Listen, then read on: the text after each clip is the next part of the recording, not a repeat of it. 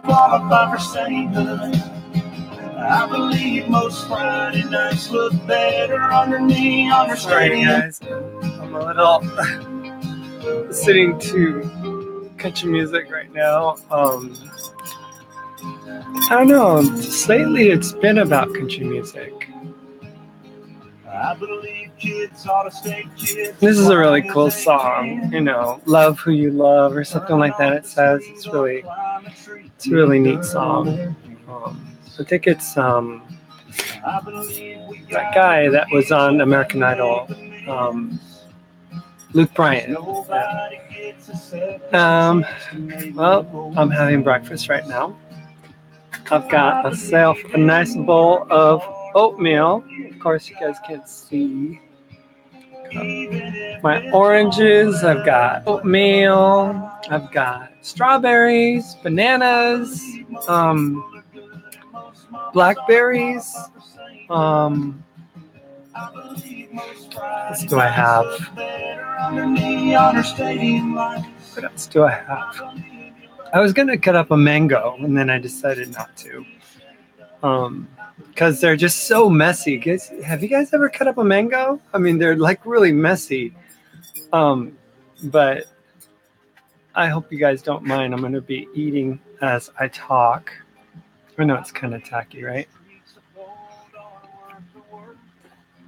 That's a good orange. Valencia oranges are really juicy.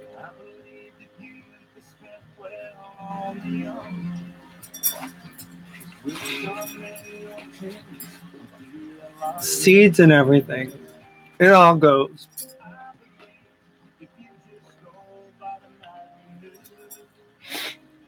You love mangoes, Liz? Me too. And there's one ready.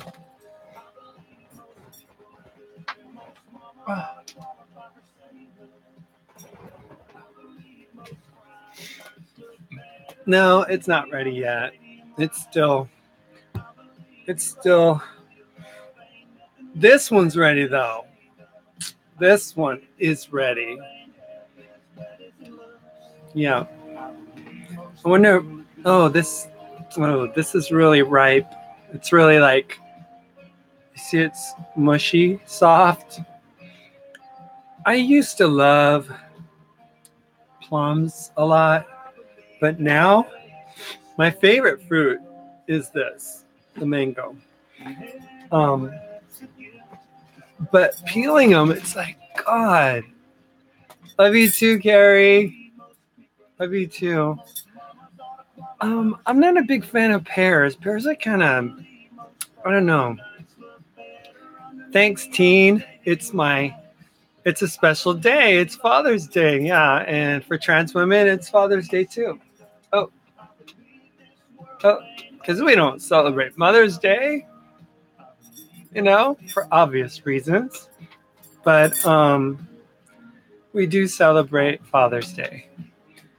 It's a special day. I was in contact with my son, not today, but yesterday via text, and he was busy, but he was going to give me a call this weekend. So I'm kind of waiting for it, Hi, Chris. Thank you, Carrie. It is what it is, right? I mean, it's Father's Day, and, I had 5 kids. So I guess I should celebrate. So celebrate eating some oatmeal. Actually, I don't regret being a dad. I don't regret it at all. The times that I saw my children being born, oh my God, it was amazing. Amazing.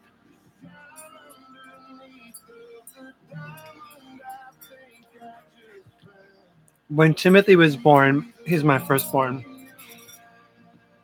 He was delivered in a hospital in Nashville, Tennessee. And the doctor's name was Dr. Presley. like as in Elvis. It's funny. It's funny. Um, he was a Southern boy, and I remember I'm looking at, the cervix opening up and stuff, and I'm looking and I'm seeing this little furry head, and I'm thinking, how in the world is that head, which was a big head, gonna come out of her? I mean, it's like, wow, kudos to women, what you go through, what you put your bodies through to like basically become one of those mice that go under the door when the door is closed. I mean, it seems like that's what happens to your bodies, And then the first time my wife got an epidural, I saw the needle. It was like that long. And I was like, oh my God, I am so sorry. I approached her and I looked at her and I said, I'm so sorry. Really. I don't know what to say. So she was like just grinning and bearing it, That's what I could say about my ex-wife. She is a trooper and never once complained. I mean, that woman went into labor 5 times, okay? And I remember when it was like painful, they didn't last really long, but I remember that she'd be like, oh God, oh God, oh God, oh God. And then the baby would come and I'd say, so would you do it all over again? She goes, in a heartbeat, because there's nothing like that feel of that little innocent one just cuddling up right next to you. It was precious. And I got to see it 5 times. And none of the times were the same. It was funny because Kayla was my only girl, right? And Kayla, I swear, when you touch mommy's belly, it was like on fire. I was like, none of the boys ever had that issue. They never turned my wife into a sauna. But Kayla did. Yeah. Kayla just turned it up. And the boys, it's like you touch the tummy and be like, oh, okay, there's a baby in there. It's kicking. It's cool, right? That was another thing that was super cool. When Cheryl would look at me and go, hey, the baby's kicking. I was like, oh, wow. Your life, your own created life that you brought about is kicking inside of mommy's belly. It's amazing. It is. And for all that I've been told that I'm fake or whatever, I love my kids. Never stopped. And if there's anything that's ever really torn my heart up, it's that.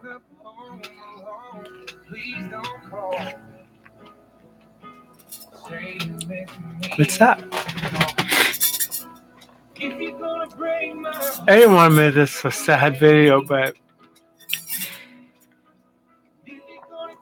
I think about stuff and I think about how things should have been, and I can't help it. Can't help but think, wow, if only things were normal. If only I was normal, right?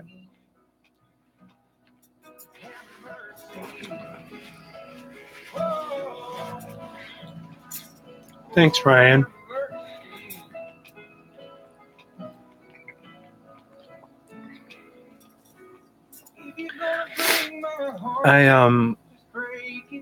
Days like these are special.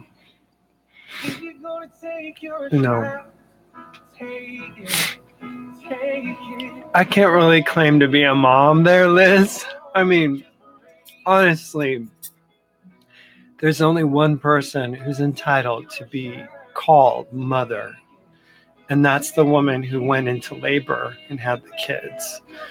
Now, I can be a great parent, and I don't, it's phobic for me to be calling myself a dad, but, some people would say mappa or something. I don't know.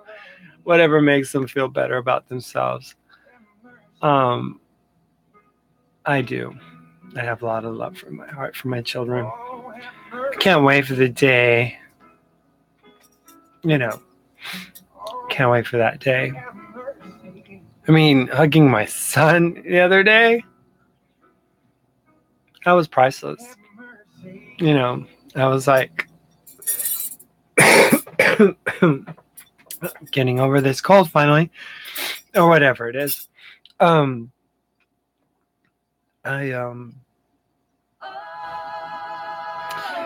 was at like a checkout counter, and and I was like, oh my God, that's my boy. That's my my oldest boy. He's a man now. I hadn't seen him since he was 16, and he put on some pounds, and he looks more manly, right?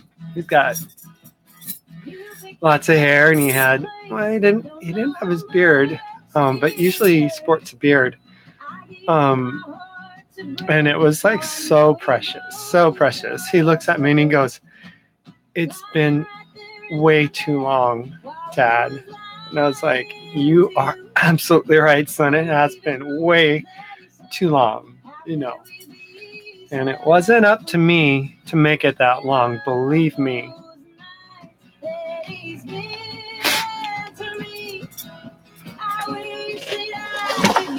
It's just that people don't get trans. They just don't. My wife doesn't get trans at all. I have 5 kids.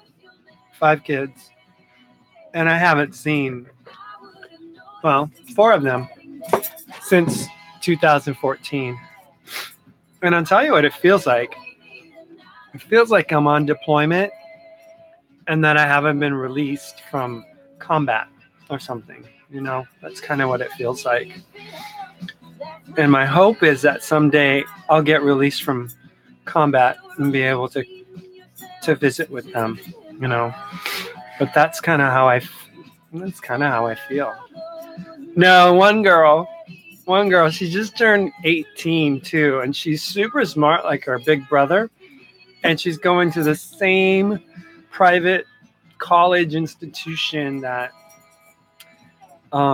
ironically that their mom went to, called Wheaton College. It's like really famous and really prestigious, and I'm just amazed at how well they've done despite me. They haven't slacked off on their studies. It hasn't affected them, in that manner, and that's just amazing to me. And it's grace.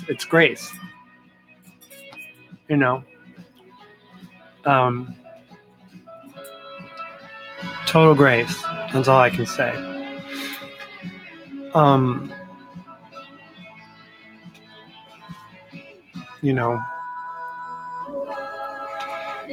Yeah, I know. My oldest son is coming around. He was, he agreed to visit with me that day when I got stuck in Chicago on my way out here. So I'm very hopeful. And he's like, like the oldest is so well respected and stuff. He's like the gateway child. So if anything, if he is willing to connect, he'll be able to tell his brothers and his sister.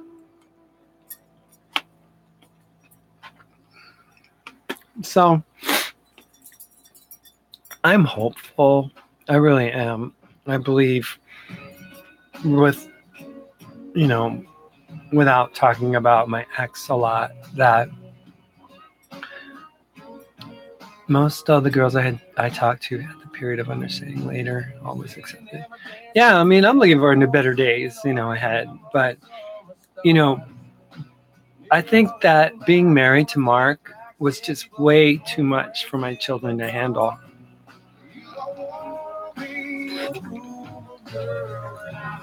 You know, they just like, wait a minute. So dad's a woman now. We're living one. And who he married is a woman, but transitioned to a man. It's like, whoa, this is like brain craziness, right? Kids are like already missing me, and you know, adding another loop to the complication of it, even though I'm trans. You know,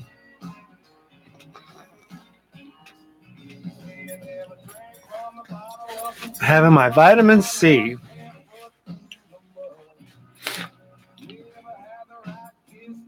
I should have more vitamin C actually to kick this cold.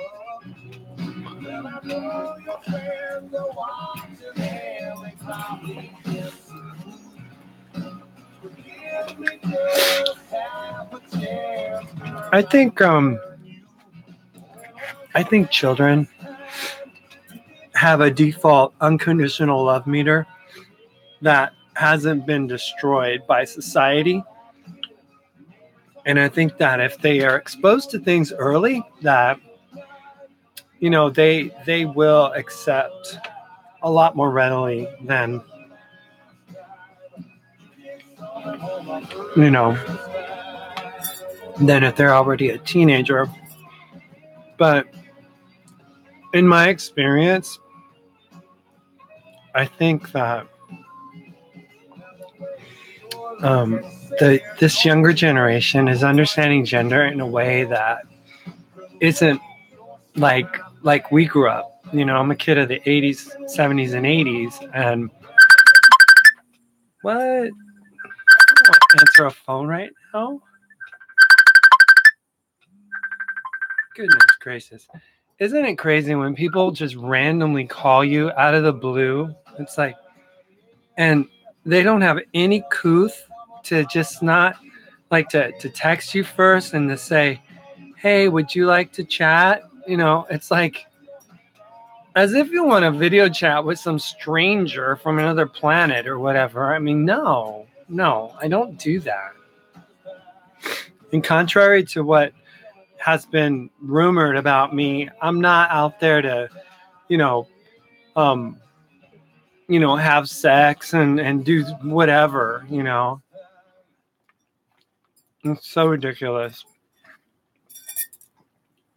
But I'm not even going to go there today. This is not that show. This is not for that at all. And I'm just too happy, knowing that my kids are doing well on Father's Day. And although I'd love to share a steak with my oldest son or any of my kids, actually, I'm happy that they're happy, and I can't imagine how they feel right now, because I don't know if they're happy right now, because maybe it reminds them of how I'm not here. I don't know.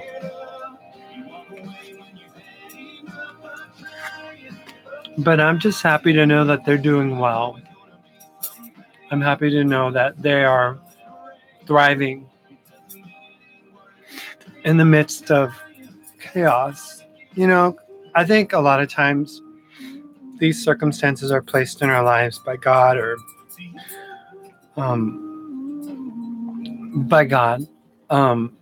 in order to strengthen us. And it's also there to strengthen the kids,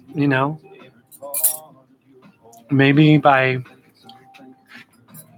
being exposed to this at a young age, maybe it makes them a bit able to have more compassion for other people, because I grew up in a world where my dad said, if that guy's wearing an earring, he's a fag, it's like, my mom would be like, if they don't speak in tongues, then they're not going to heaven. It's like, it was just too much.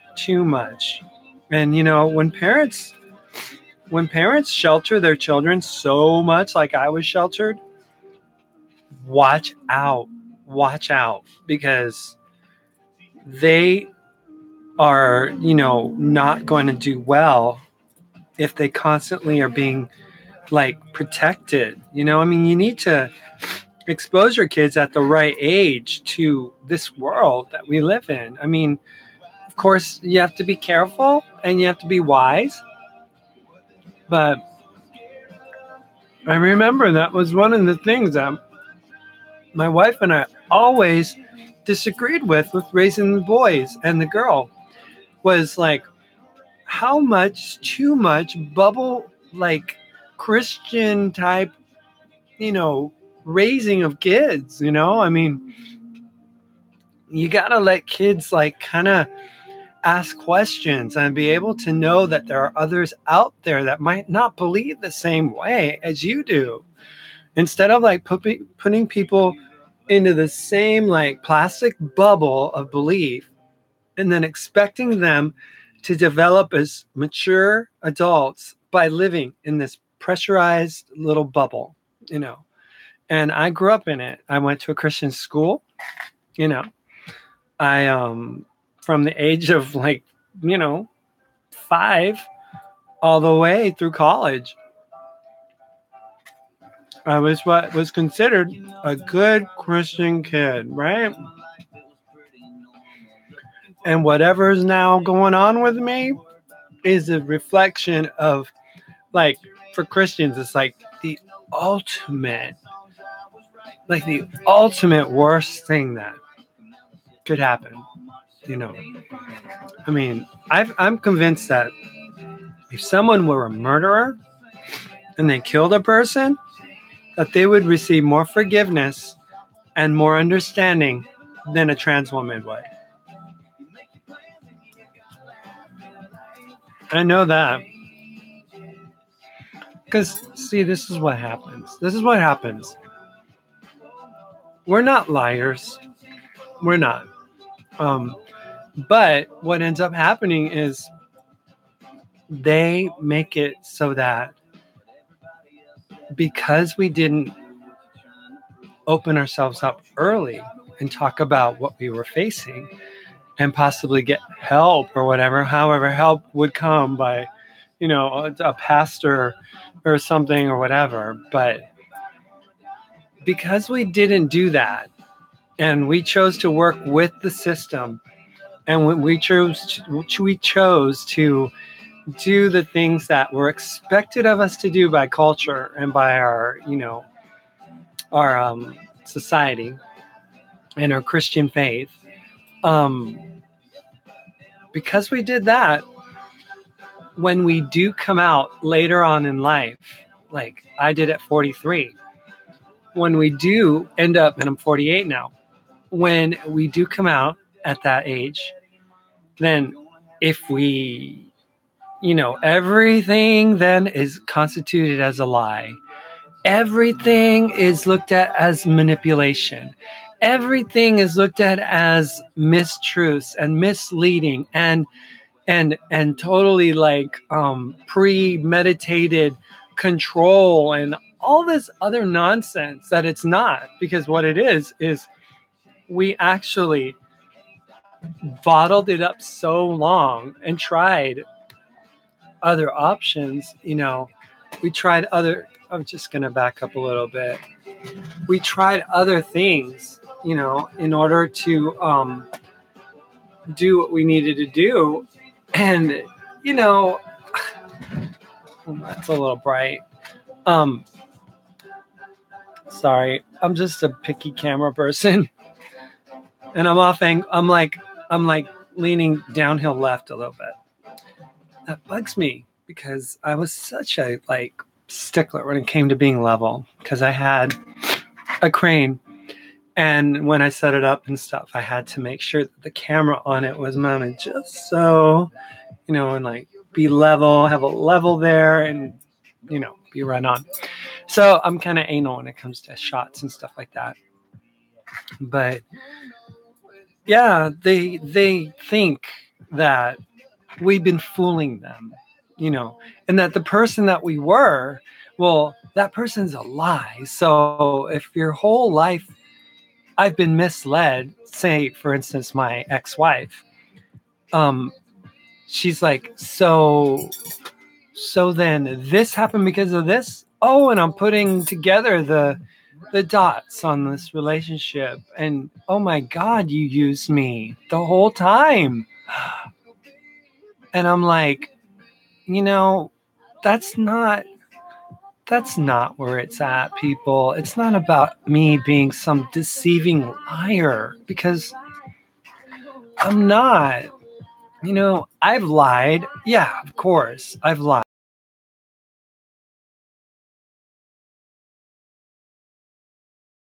Just hiding myself, basically, except for a hotel room and maybe the mall when I got a chance to break free.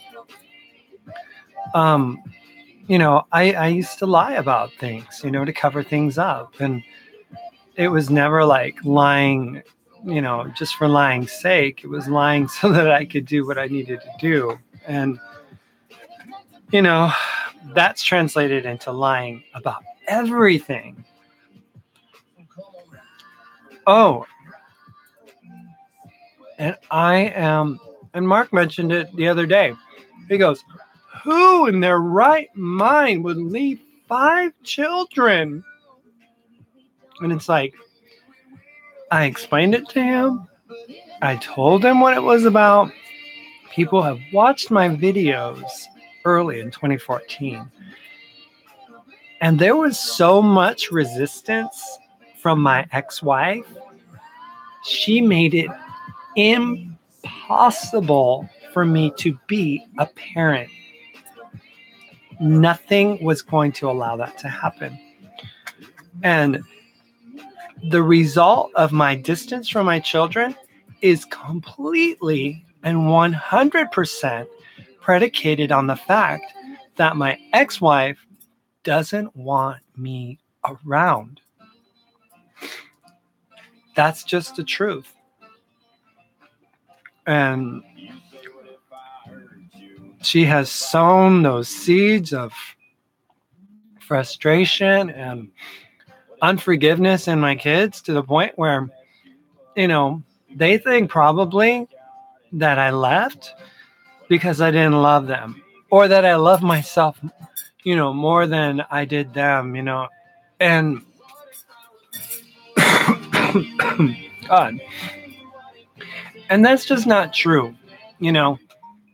Once you're a good dad, it doesn't go away just because you're trans. That doesn't change it.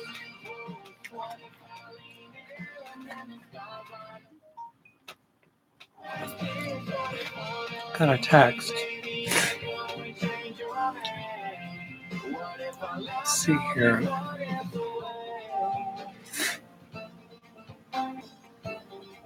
Oh, yeah. Oh, it's Carrie. I'm angrily vacuuming. So, yeah, it's she's not happy right now. I won't say why. But yeah, the seeds are sown. And the next thing I know, I'm being blackballed by my entire extended family. They've not ever been kind to me to reach out to me. Cousins that I knew from years past, we all grew up together and stuff. And not that I was close to my cousins or anything, but, I mean,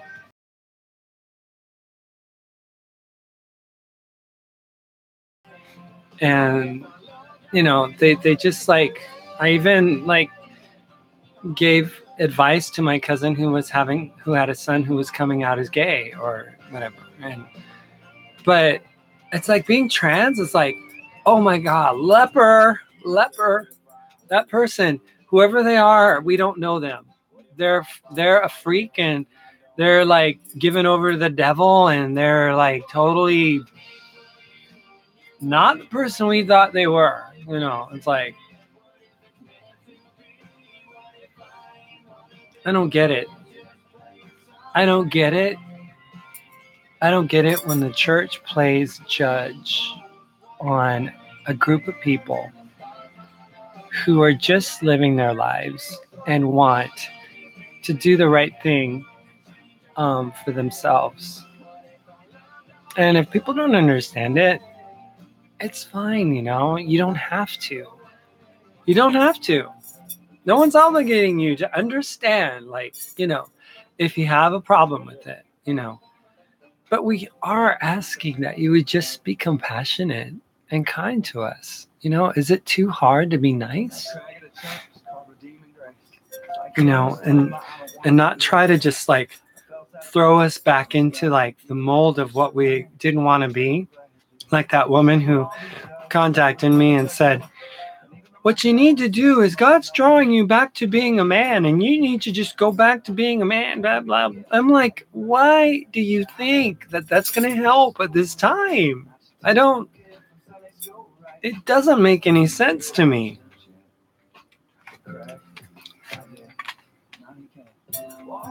I mean, I'm not attracted to women. Okay. So why would it be beneficial for me to go back to life and try to go back to my wife if I'm not attracted to women? It doesn't make any sense. You know, it's ridiculous, you know?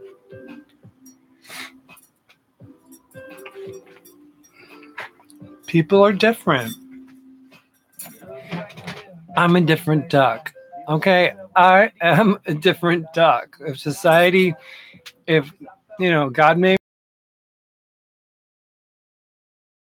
you know, I mean, what can I say?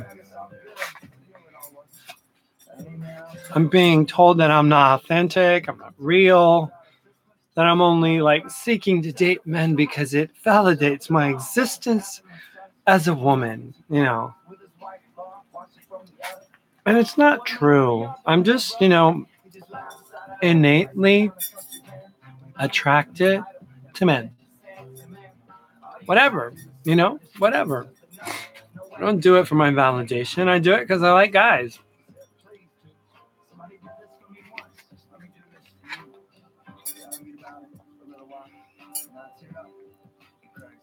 Yeah, Liz, we're just different ducks, right? I mean, we have enough struggles as it is to be like heckled for being different, you know? I mean, you know, it's really a crazy thing to be trans, honestly. And the things that we have to go through every day.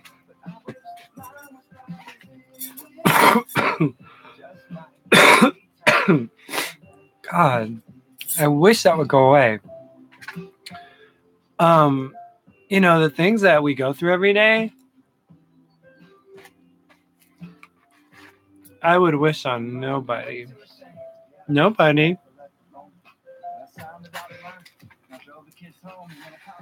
I'm grateful that I'm not like a magnet of hate for people.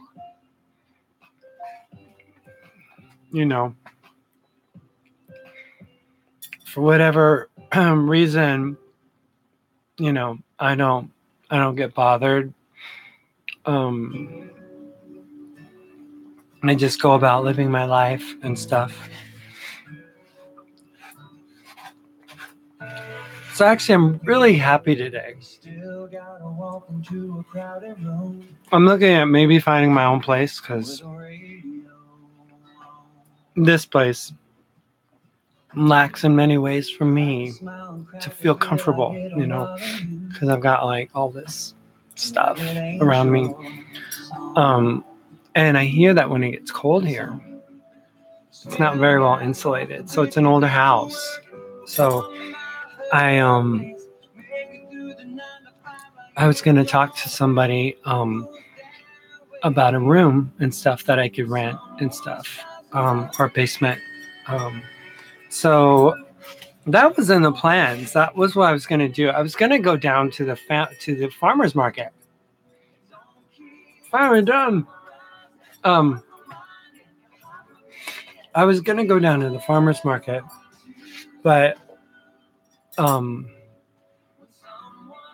got a call, and it was Ron, the guy that I ended up meeting at the Mall of America the other day, and we went out and had appetizers, and we just kind of hit it off as, you know, just friends, you know. It wasn't it's not like, some crazy, I don't know, the lighting's just really bugging me. I'm going to see if I can get the daylight to help me as my primary source of light. Let's see here. Sorry, guys. Like I said, Vicky. Oh, jeez. Sorry. Okay. I don't know if that's better or not. It's the glow of the natural light. I'm going to turn off this light. So anyway, yeah, it's really hot, but oh well.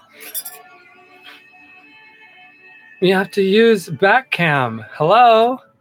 What back cam? Not sure what a back cam is. Backlighting maybe, but I don't know what back cam is. So anyway, what was I saying?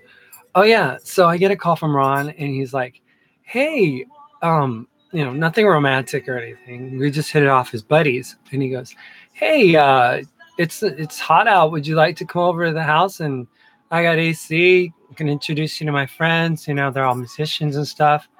I'd pick you up, and I'd drop you off." And I was like, "That's cool. I'll do it." So I guess I'm gonna go out with my new buddy Ron, and we're just gonna go hang out at his place, and maybe I was gonna bring my camera. I got rid of my really good camera, but I ended up buying this camera. It's a Sony, pretty decent. It's not like spectacular, but it's called the Sony NEX6, and I can shoot video with it. I can shoot pictures with it. It's got a zoom lens. I've got other lenses for it. So I was thinking about, messing around with shooting video of those guys playing and stuff like that, maybe throwing together a little music video for them. I didn't really tell them that, but, maybe because I love doing that stuff. It was always super fun for me to do. I really enjoyed it, and people are like, "Oh, Lena, you're so lazy. You're so lazy." Yeah, Liz, I'm not on camera. I'm on the my laptop. On my laptop. But I just I just think it's cool, But we'll see. We'll see what happens, God, that lighting. Dang, it's like supernova. I don't know. I guess the sun goes in and out. But you know what I think I'll do?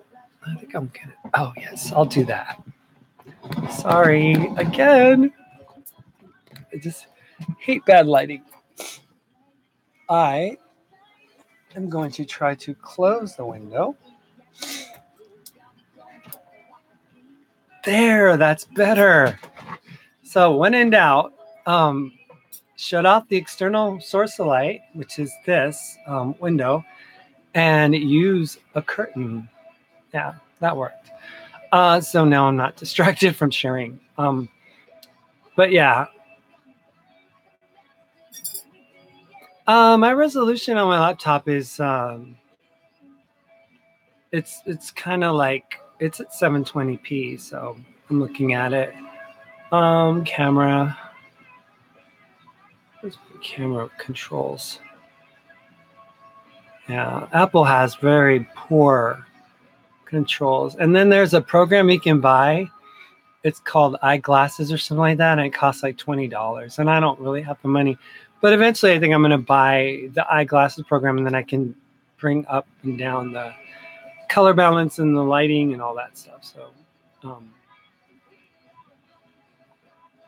SD, no, it's not SD at all. It's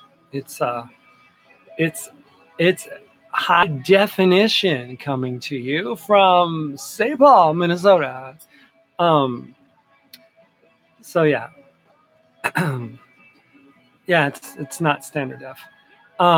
So basically, you know, he asked me to come over, hang out. And I'm like, that's so cool, I mean, all the time that I lived in Silver City, okay, never once did we go to anyone else's place, I mean, when we got back, it was like isolated. We were like totally isolated. And, it was definitely one of those things, that bothered me, because even in Fort Lauderdale, where Mark supposedly knew so many people, we had already been on the outs with the trans community because of what we said and did prior to that, it was like we were alone in a sea of, people, and even like his family, his sister, everybody was just really alienating themselves from us, it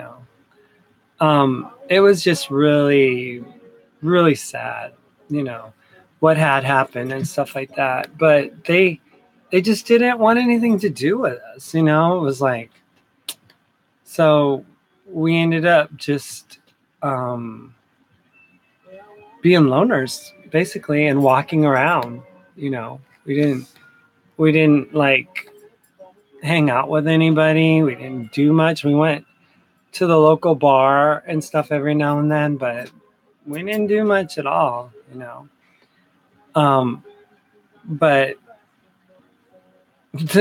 I get here, I'm talking to people, and I make friends with a guy, and he's gonna come over and pick me up, and let me go hang out with him. So I was gonna check with him.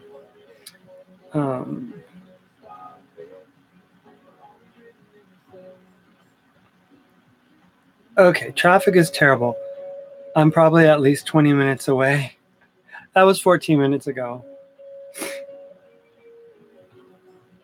And I just said, okay. But I got ready early, so I was going to be ready to go.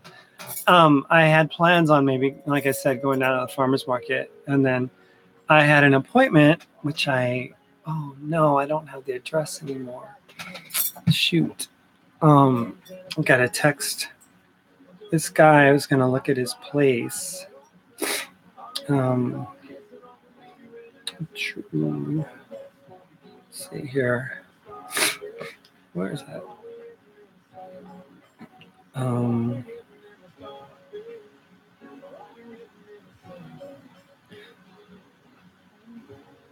I was going to say,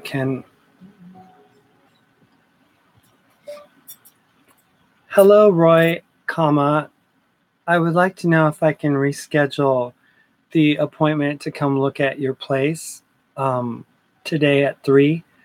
I am available all day tomorrow, so whenever time works for you, just let me know, and we can work it out. All right. Thank you very much.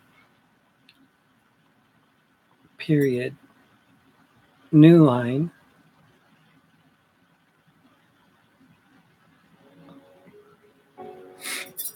So that's that.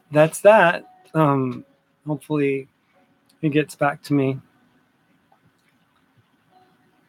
Yeah, the antisocial was kind of hard, and then the reception from his family was also like, his dad was cool, but his mom was always like really like not nice, and then come to find out, she thought, oh, he's just a gay man, and all he wants is man parts or something. So you better watch out, Mark, or Maritza, she would call him. And when I left, obviously I'm attracted to men. So, I mean, he thinks that his mom fulfilled the prophecy was fulfilled and stuff, and that, he should have known better and stuff like that, but it's not like that. It's really not like that, but you can't change people, their preconceived ideas and thoughts about you. Okay. So I'll be seeing the place tomorrow.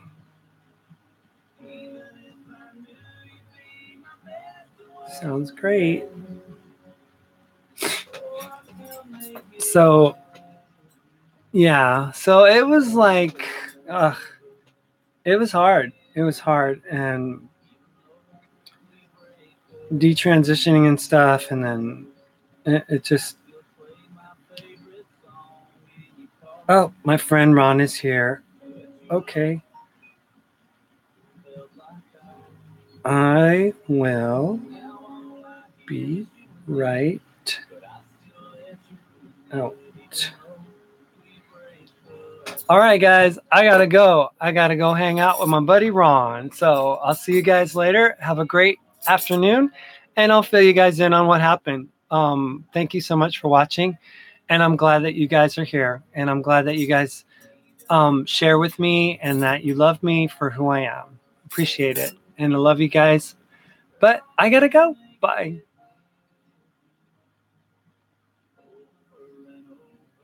See you guys on Facebook, on YouTube.